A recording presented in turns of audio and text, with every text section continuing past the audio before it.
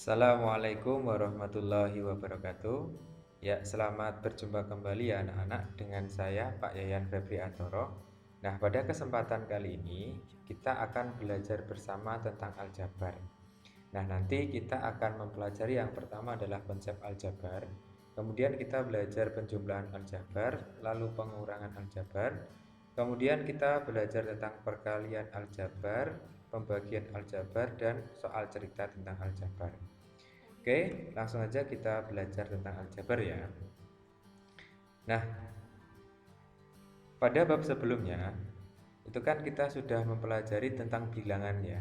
Nah, kemarin pada perkalian suatu bilangan bulat, yaitu tentang penjumlahan berulang dari bilangan bulat itu. Nah, misalnya begini, saya memiliki soal 3 kali 4. Nah, itu artinya 4 ditambah 4 ditambah 4. 4-nya sebanyak 3 kali ya.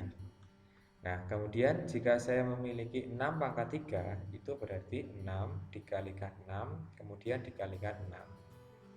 Nah, jika saya memiliki 4 dikalikan dengan A, itu berarti A kita jumlahkan sebanyak 4 kali ya. Nah, nanti bisa kita tuliskan menjadi 4A.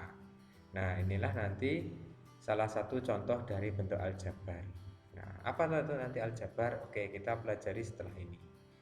Oke, sebelum kita lebih jauh belajar tentang aljabar, kalian harus tahu unsur-unsur dalam aljabar. Nah, yang pertama adalah variabel. Nah, apa tuh itu variabel? Nah, variabel adalah lambang pengganti suatu bilangan yang belum diketahui nilainya dengan jelas. Nah, variabel di sini nanti biasanya dilambangkan dengan huruf kecil. Nah, ini contoh. Saya memiliki soal 2A dikurangi 3C ditambah 4. Nah, pada soal sebelumnya tadi kan 4A, artinya A ditambah A ditambah A ditambah A sebanyak 4 kali ya. Nah, di sini 2A itu artinya A ditambah A sebanyak 2 kali dan seterusnya. Nah, fokus kita di sini pada variabelnya. Kata kunci variabel adalah huruf. Nah, maka kita cari huruf di sini. Apa saja hurufnya? Yaitu A dan C. Maka A dan C kita sebut dengan variabel. Nah, selanjutnya adalah koefisien. Nah, apa tuh koefisien itu? Nah, koefisien adalah bilangan yang berada di depan variabel dalam setiap suku aljabar. Nah, jadi nanti koefisien itu adalah bilangan. Nah, ini contohnya adalah 2A dikurangi 3C ditambah 4. Tadi kita sudah tahu variabel ya, variabel adalah huruf. Koefisien itu adalah angka di depan hurufnya. Maka ini ada huruf, ini ada huruf. Berarti koefisiennya berapa? Yaitu 2 dan negatif 3. Nah, kita bisa menyebutnya adalah koefisien dari suku 2A itu adalah 2. Kemudian koefisien dari suku negatif 3C adalah negatif 3. Begitu ya. Nah, kemudian konstanta. Apa itu konstanta? Konstanta adalah suku dari suatu bentuk aljabar yang berupa bilangan dan tidak memuat variabel. Nah, ini contohnya seperti ini. 3A ditambah 5B dikurangi 4. Dari contoh tadi, A dan B di sini kita namai variabel. Kemudian 3 dan 5 kita sebut dengan koefisien. Nah, di sini ada angka 4 tanpa diikuti dengan huruf. Nah, inilah yang kita namakan dengan konstanta. Jadi, konstantanya adalah negatif 4. Begitu ya. Oke, kita lanjutkan. Nah, tadi saya menyebutkan tentang suku ya anak-anak. Nah, di sini suku itu juga sangat penting. Nah, apa tuh itu suku? Nah, ini suku adalah variabel beserta koefisiennya atau konstanta pada bentuk aljabar yang dipisahkan oleh tanda operasi tambah atau kurang. Berikutnya suku satu. Nah, suku satu adalah bentuk aljabar yang tidak dihubungkan oleh operasi tambah atau kurang. Contohnya seperti ini ya, yaitu 2, kemudian 2A, kemudian negatif 3C. Nah, di sini kan tidak ada tambah atau kurang ya. Jadi, bentuk ini kita sebut dengan suku satu.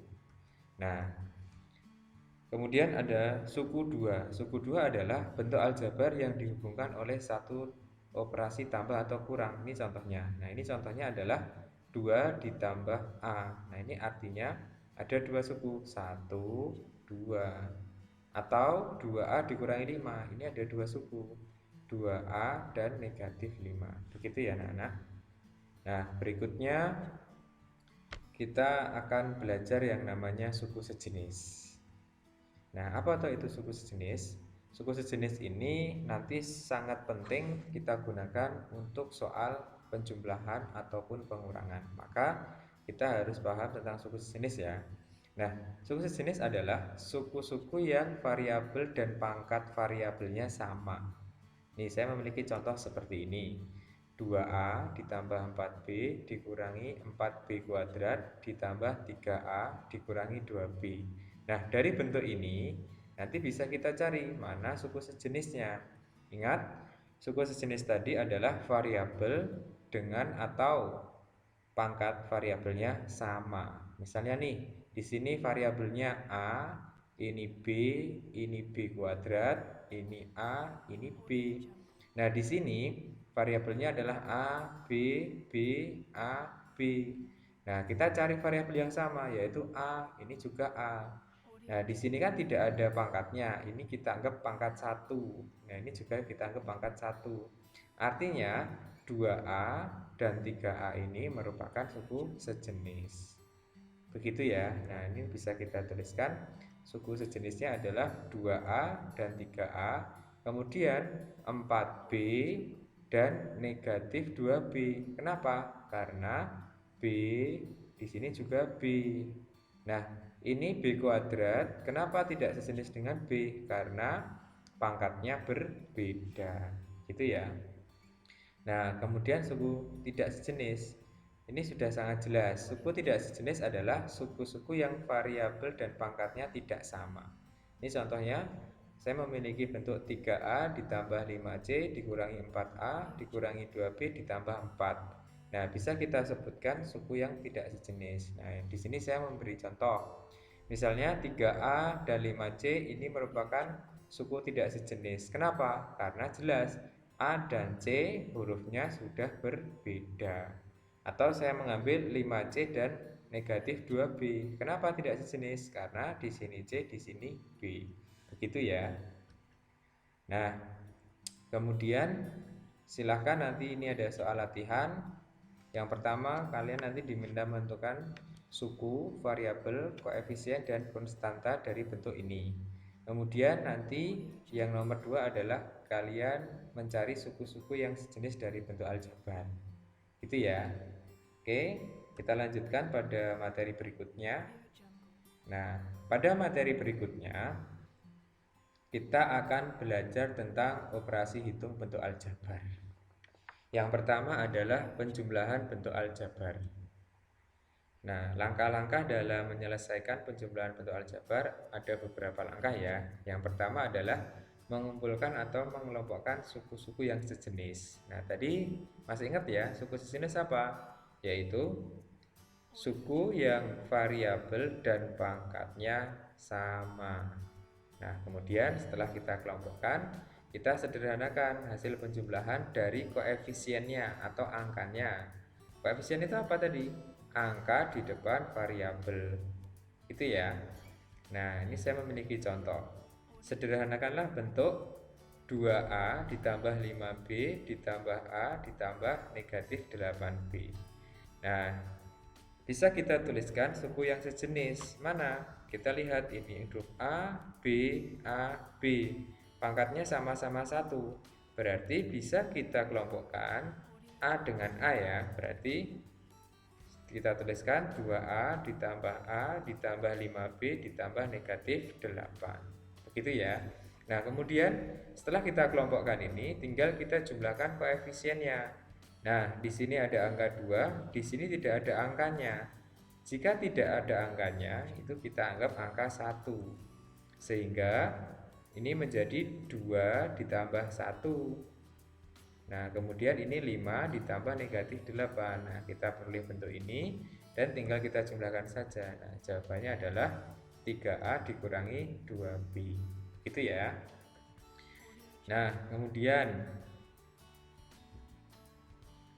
kalau ada soal seperti ini, hasil dari negatif 3A dikurangi B ditambah C, kemudian ditambahkan dengan A ditambah 7B dikurangi 5C. Kalau tadi kan cara mendatar, nah sekarang kita gunakan cara yang bersusun. Nah, cara bersusun ini sama seperti kita menjumlahkan bilangan bulat. Tapi kata kunci di sini adalah variabel yang sama itu harus dijejerkan supaya apa? Bisa dioperasikan. Nah, ini sudah saya urutkan. Ini variabelnya A dengan A, B dengan B, C dengan C ya. Nah, tinggal kita jumlahkan seperti biasa. Nah, kita jumlahkan, kita peroleh seperti ini. Negatif 3 ditambah 1, yaitu negatif 2. Kemudian negatif 1 ditambah 7, berapa? Yaitu 6. Kemudian 1 ditambah negatif 5, yaitu negatif 4. Nah, ketika penjumlahan seperti ini, huruf-huruf di sini tinggal kita mengikutinya, gitu ya. Jadi kita jumlahkan koefisiennya, kemudian hurufnya tinggal taruh di belakangnya. Oke, bisa dipahami? Oke, berikutnya kita belajar tentang pengurangan ya. Ya, ini pengurangan bentuk aljabar. Nah, langkah-langkah dalam menyelesaikannya adalah sama seperti tadi. Yang pertama, kita mengumpulkan atau mengelompokkan suku-suku yang sejenis. Kemudian kita menyederhanakan hasil pengurangan koefisien dari suku-suku yang sejenis. Nah, di sini pada pengurangan ini ada trik yang perlu kalian tahu. Nah, nanti jika bentuk soalnya seperti ini, hasil pengurangan A dari B, nah ini ada kata kunci dari, itu berarti B dikurangi dengan A. Nah, kemudian kalau ada soal hasil pengurangan A oleh B, berarti A dikurangi B, gitu ya. Nah, ini kenapa dikurung? Nanti kita jelaskan bersama. Sebelum kita membahas mengenai pengurangan bentuk aljabar, sebaiknya kita terlebih dahulu memahami tentang perkalian suatu konstanta dengan suku banyak ya. Karena apa? Ini nanti kita pakai dalam menghilangkan kurungnya. Nah, saya memiliki contoh ini. 2, ini artinya dikali. Nah, ini ada dua suku ya yang dibatasi kurung. Nah, tujuan kita itu menghilangkan kurungnya. Nah, dengan cara apa? Dikalikan saja. Artinya 2 kali A yaitu 2A, kemudian 2 dikalikan negatif 3 yaitu negatif 6. Nah, saya memiliki contoh ini. Ini negatif. Nah, di sini tidak ada angkanya. Nanti kita anggap ada angka 1. Berarti bisa kita baca negatif 1 kali B yaitu negatif B. Kemudian negatif 1 kali negatif 4 yaitu 4. Jadi bentuk di sini sudah tidak ada kurungnya ya. Berikutnya kita belajar tentang contoh pengurangan bentuk aljabar. Hasil pengurangan 8x dikurangi 4y dari 5x dikurangi 7y. Nah, di sini ada kata kunci dari. Nah, kalau ada kata kunci dari berarti 5x dikurangi 7y nanti dikurangi 8x dikurangi 4y ya. Nah, kenapa ini kita beri kurung? Kita beri kurung karena pengurangnya itu dua suku ini. Jadi kita harus beri kurung. Nah, dalam menyelesaikannya kita harus hilangkan kurungnya. Cara menghilangkan kurung bagaimana? Seperti contoh yang ini tadi. Gitu ya. Nah, bisa kita selesaikan seperti ini. 5x dikurangi 7y ini tetap. Kemudian di sini tidak ada angkanya ya. Berarti negatif 1 kalikan 8. Berarti negatif 8x. Kemudian negatif 1 dikalikan negatif 4y sama dengan 4y. Nah, di sini kurungnya sudah hilang kan? Nah, tinggal kita pilih yang suku sejenis, kita kelompokkan. Nah, menjadi 5x dikurangi 8x, kemudian dikurangi 7y ditambah 4y. Karena ini suku sejenis bisa kita operasikan. Berarti 5 dikurangi 8 yaitu negatif 3, negatif 7 ditambah 4 yaitu negatif 3. Nah, sehingga kita peroleh jawaban negatif 3x dikurangi 3y. Gitu ya. Nah, berikutnya ada contoh. Hasil pengurangan 5x dikurangi 4y ditambah 3z oleh negatif 5x ditambah 4y dikurangi 3z. Nah, di sini nanti kita akan gunakan cara yang bersusun ya. Nah, kata kunci yang pertama adalah oleh. Maka, kalau oleh itu berarti depan dikurangi belakang. Susunannya menjadi depan ini dikurangi yang belakang. Gitu ya. Nah, ini tinggal kita kurangkan. Sama seperti penjumlahan tadi, variabel yang suku sejenis itu kita kelompokkan. Ini X, ini Y, ini Z. Nah, berarti variabelnya ini X, X, ini Y, Y, ini Z, Z. Nah, tinggal kita selesaikan koefisiennya. 5 dikurangi negatif 5, yaitu 10X. Kemudian negatif 4 dikurangi 4. Berapa? Yaitu negatif 8, tinggal kita beri Y. Kemudian 3 dikurangi negatif 3, yaitu 6Z. Gitu ya, bisa dipahami. Nah, cara ini sebenarnya lebih simpel daripada cara yang berusun tadi untuk soal yang pengurangan. Gitu ya. Jadi cara ini nanti boleh digunakan. Oke, kemudian silahkan nanti latihan soal ini dikerjakan dengan baik. Oke, untuk pembahasan tentang aljabar mungkin cukup sampai di sini dulu. Kita sambung di pertemuan berikutnya. Terima kasih atas perhatiannya. Saya tutup. Assalamualaikum warahmatullahi wabarakatuh.